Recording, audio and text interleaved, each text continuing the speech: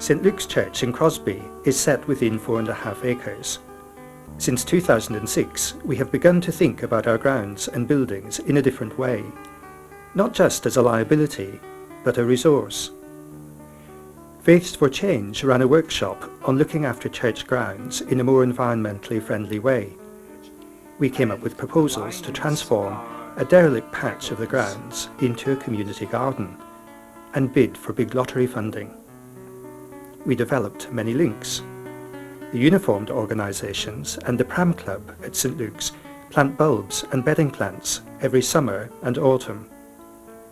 Sefton Council's leisure department included us in the judges' circuit for Crosby in Bloom. With the help of Merseyside Biobank, a conservation club started up in St Luke's School, and pupils have got involved in projects in the church grounds. We have always been aware of God's timing at key stages in our project. A few days before felling a damaged sycamore tree, we were put in touch with a gifted chainsaw tree carver.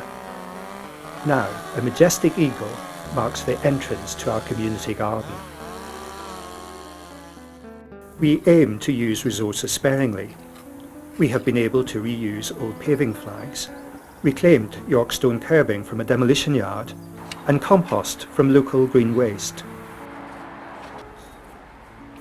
And we found that concrete rubble, covered with 10 tonnes of crushed brick, provided ideal conditions in which to plant a wildflower meadow.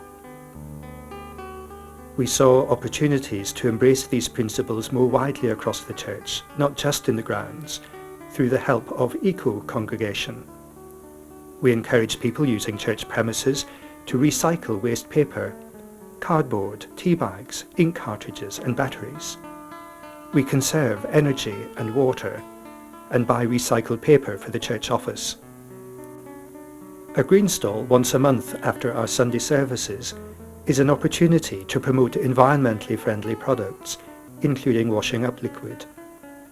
These initiatives demonstrate practical ways of looking after the world we live in and make people aware that everyone can make a difference, however small. Our vision for the grounds is to create a place of beauty and a haven for people and wildlife. We have tried to make the grounds welcoming and accessible to all. They provide an oasis away from the busyness right outside. Our annual wildlife activity mornings encourage families to get close to nature.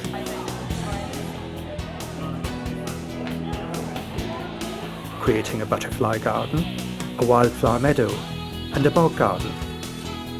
Wildlife has never had it so good in St Luke's grounds. Our monthly ground force sessions on a Saturday morning have attracted people from outside our immediate church family. Well, I was initially approached to help with the planting plan for the Garden for Reflection, and I decided to accept this challenge because about 3 years ago I lost 95% of my sight and wasn't entirely sure if I could do it or not. When I came along to the garden, I met a group of people who were trying to create something not only for themselves but for the benefit of the community within Crosby, and I was inspired to join and continue to help out. It continually enthuses me to be involved with this project, purely and simply because I feel as though I'm part of something that is bigger than just me. The sense of community that is engendered in this place is just incredible. I got involved a few months ago. I was teaching a course in the hall, and one of the ladies mentioned that you had a gardening group here. So I thought I'd come along and see what you were up to. Well, I garden full time, that's my business, but just the idea of getting involved in a community garden such as this is really exciting. Looking round the garden and seeing the amazing plants and the amazing work that's been done, it's just so inspirational. It's lovely. I just really enjoy it.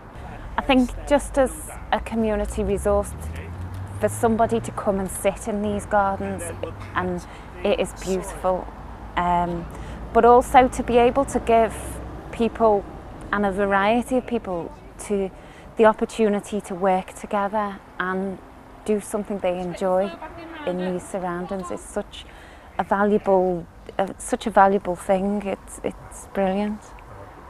Helping the wildflower meadow, that's one of the biggest things I've done really here. Lots of fun. We were there for quite a while, but it was really worth it.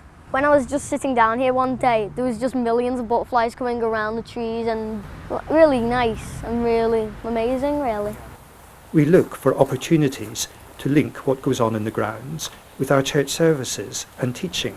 We produced over 100 packs of seeds from our wildflower meadow and distributed them at our harvest service for people to grow their own patch of colour. In June, we celebrated Environment Sunday with a reflection time in different parts of the grounds.